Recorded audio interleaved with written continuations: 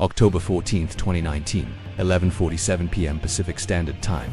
GPS coordinates 1552s, 175 12U Harold and Margaret Whitmore's final transmission crackled through the maritime radio. Mayday, Mayday, this is sailing vessel Dreamchaser. We have a situation.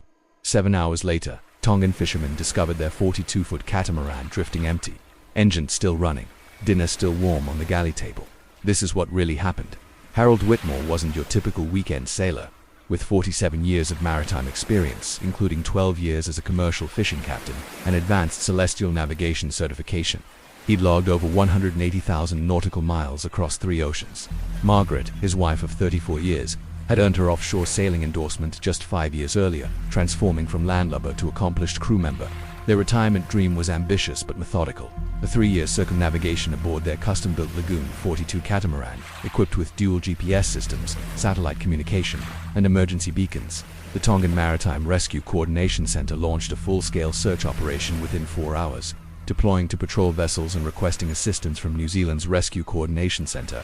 But what they found defied every established maritime protocol. The Dreamchaser showed no signs of distress, no damage, no indication of why two experienced sailors would abandon. A perfectly seaworthy vessel in calm seas with 50-knot winds. The technical evidence painted an increasingly disturbing picture. The vessel's Garmin chart plotter showed their last plotted waypoint at 11:23 p.m., just 24 minutes before the Mayday call. Engine diagnostics revealed both Yanmar diesel engines had been running continuously for 14 hours and 32 minutes, with fuel consumption patterns indicating steady 6-knot cruising speed. Most puzzling, the autopilot remained engaged on a heading of 247 true, taking them directly toward the uninhabited island of Fonafu, despite Harold's logged intention to clear the Tongan archipelago by at least 50 nautical miles. Captain James Morrison, 28-year veteran of the Tongan Maritime Police, examined the vessel personally. In 4 decades of maritime investigations, I've never encountered a scenario this pristine, yet inexplicable, Morrison stated. The life raft was still secured, safety harnesses hung neatly in their designated compartments, and the emergency position indicating radio beacon remained in its bracket unused. The galley told its own story. 2 plates of partially consumed fish curry sat on the secured dining table. Wine glasses still containing Sauvignon Blanc, the bottle opened but not empty. Harold's reading glasses lay folded beside a dog-eared copy of Pacific Island Pilot, bookmarked to the chapter on Tongan territorial waters. Margaret's knitting project, a blue cable knit sweater, remained in her basket, needles positioned mid-stitch. But it was the ship's log that revealed the first shocking detail. Harold's final entry, time-stamped 11:19 p.m., read, "Strange lights bearing 270 true, approximately 2 nautical miles. Margaret insists we investigate. Against my better judgment, altering course to intercept. Weather holding steady, seas 2 to 3 feet.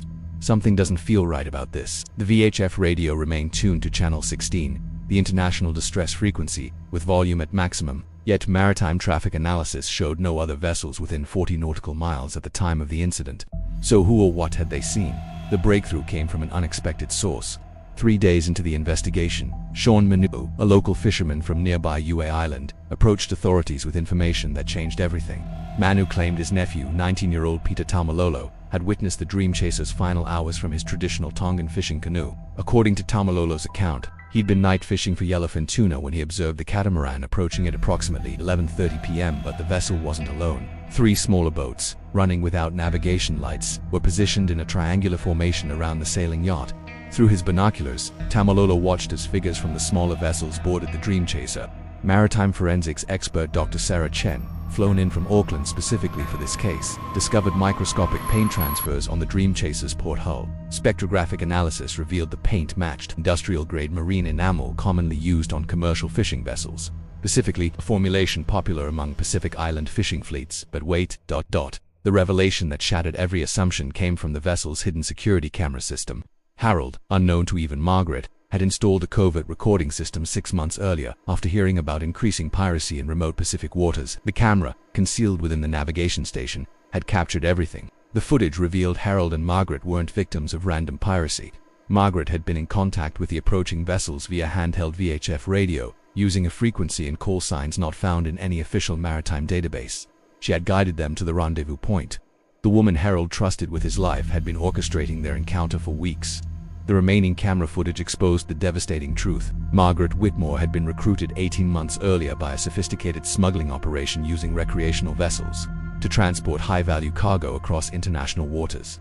Her handler, a man she knew only as Captain Torres, had promised her $50,000 to facilitate one pickup during their Pacific crossing. The plan was simple. Harold would be sedated using medication Margaret had secreted aboard, allowing the smugglers to transfer their cargo without resistance. She would claim Harold had suffered a medical emergency requiring evacuation to Tonga, explaining their deviation from planned course. But Harold had discovered her cache of industrial sedatives 3 hours before the rendezvous. The security footage showed Harold confronting Margaret at 11:15 p.m.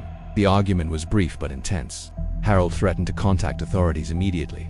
Margaret panicked, had activated an emergency signal she'd been given a modified EPIRB that broadcast on a frequency monitored by the smugglers rather than maritime rescue services. Dr. Chun's forensic analysis revealed the tragic final moments. Harold, attempting to regain control of his vessel, had triggered the genuine mayday call, while Margaret struggled to prevent him from changing course.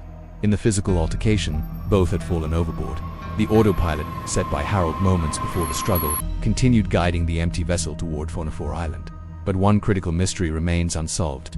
Sonar scans of the seabed in a 50 square nautical mile radius have never located Harold and Margaret's bodies. Maritime experts calculate that in those specific water conditions, with prevailing currents and seasonal thermoclines, their remains should have been recoverable within 72 hours.